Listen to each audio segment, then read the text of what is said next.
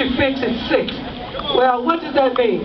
What it means is that every day I'm in the street. The bottom line of this thing is that a lot of things have been said. Well, first, giving honor to Revolutionary Jesus, giving honor to Prophet Muhammad, the Revolutionary Jesus, Prophet Muhammad, and all those sacred religions that are represented today.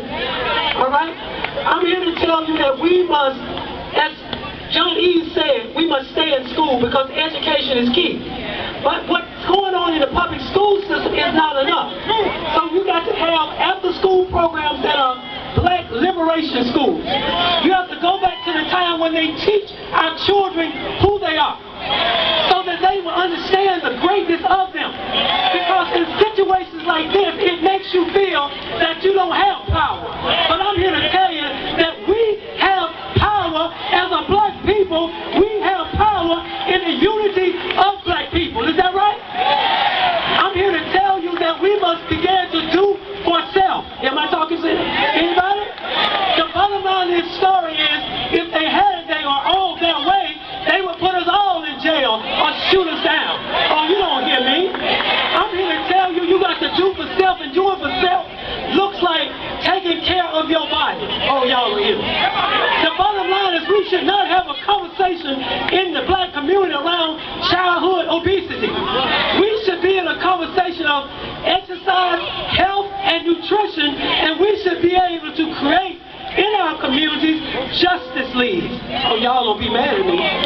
Don't be mad at me. Now, I'm not talking about arming people with guns. I'm talking about arming people with the knowledge of who they are. All right?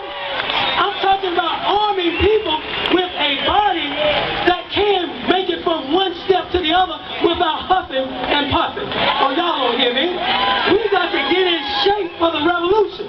Oh, we got to get in shape for the revolution. Okay, because what it is that all of us are on the list. It's just a matter of what time yours is coming up. Alright? So what you got to do is to strengthen your inner man, your physical self, so that you can be able to protect your own community. Oh, I'm just talking about self-defense. Don't be mad at me.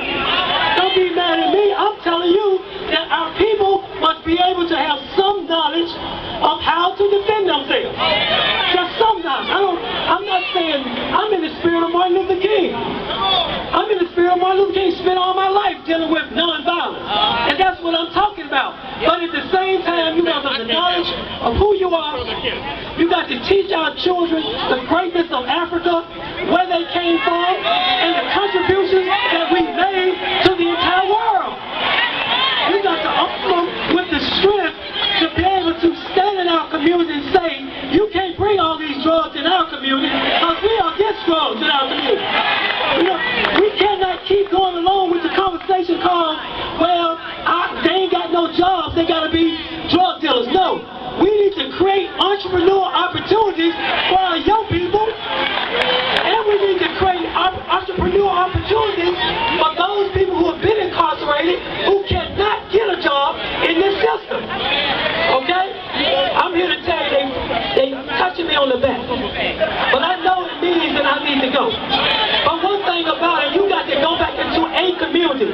After we say all the stuff that affects everybody, you got to go back into some community and lay your root down and try to raise one community up, two communities up, so that we can not be in a city that has all the prosperity. But then you got Vine City, English Avenue, Summer Hill, Mechanicsville, Dixie Hill, Adamsville, all these communities run down? Is that crazy? That is crazy. Okay, from the legislative side, I will work to try to repeal the Stand Your Ground law at the state capitol, all right?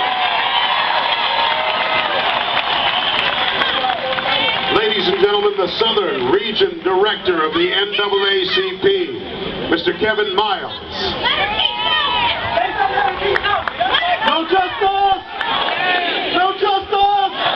No justice! Ladies and gentlemen, I'm going to be very brief, but I wanted to point something out to you. You know, when you put together a march or a rally like this, one of the things that you really worry about is rain, right? And if it starts to rain, what's going to happen? But I want y'all to take pride in the fact that when the storm came, you stood your ground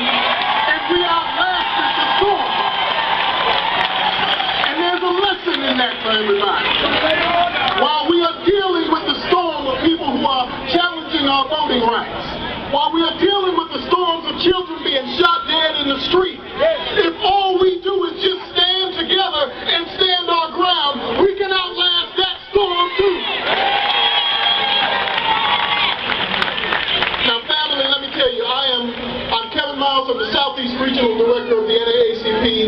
I oversee all of the branches and all the units in Alabama, Florida, Georgia, Mississippi, South Carolina, North Carolina, and Tennessee. And I'm very tired of coming to these rallies when we have some tragic situation like this. But I didn't just get tired.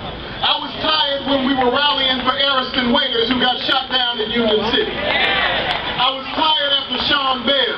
I was tired after Oscar Grant. I was tired after Amadou Diallo. I was tired after Ramarley Green. I was tired when Marissa Alexander got arrested for shooting up in the air just trying to protect herself from an abusive husband. I was tired when John McNeil went to jail for trying to protect his own son and his own family in his own yard. But ladies and gentlemen, if you like me are sick and tired of being sick and tired, there comes a time when we have to move beyond anger to action. We've got to go beyond anger to action. Now, we've talked a lot about reaching out to the justice system. I want to tell you that I just came back from Florida the day before yesterday. We had a meeting with Eric Holder, the Attorney General of the United States. We have issued the call for them to bring federal civil rights charges against George Zimmerman.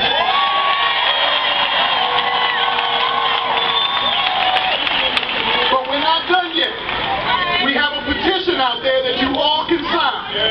The petition is located on NAACP.org. And if you don't get it there, you can get it on MoveOn.org. And in the time since the decision was rendered, we have already gathered 2.5